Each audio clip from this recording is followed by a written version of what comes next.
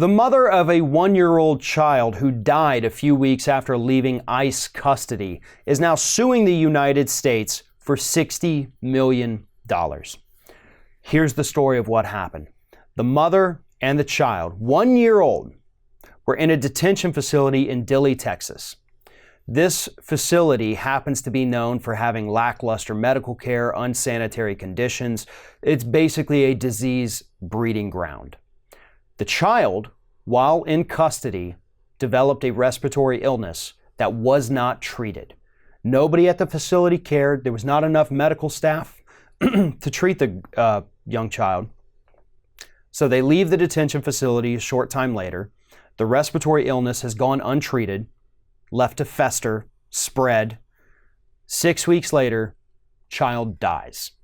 Child died from the infection, the illness that came from that detention facility because nobody treated it, nobody cared. The woman, Yasmin Juarez, is now suing the U.S. government for $60 million. She's suing the city of Eloy, Arizona, that actually runs the Dilley, Texas facility for $40 million. And I hope she gets every single penny of it. See, here's the thing, and this is actually what the lawyers in this case are arguing. When you make the policy to detain these people, you do have a responsibility to care for them. You have to provide them with medical care. You have to provide them with food. You have to provide them with sanitary conditions. Once they come into the United States, they are protected by the United States Constitution, whether or not they are a U.S. citizen. That's the way it works here in the United States. They were denied those constitutional protections. They were denied their basic humanity. This woman who's now lost her child, she has a very strong case. And even if she does win both of these, that money is not going to make her whole again, and she knows that. This isn't about the money. It's about accountability. That's what a lot of lawsuits in this country are about. It's not about the money. It is for the victims, but it's to send a message that this kind of behavior is not okay. This kind of behavior has to be stopped, and this kind of behavior is going to be punished. Because we know the federal government's not going to punish them. They're not going to punish the detention facility workers. They're not going to shut down the facility. They're not going to change the conditions in this facility. Just like they don't do it when a major corporation poisons a town of 10,000 people and they all develop cancer. The government's not going to step in and do anything to punish them. It's the trial lawyers that come in, the lawsuits that are filed. Those are what spark corporate change. And that is what they're hoping will happen with this facility down there in Texas.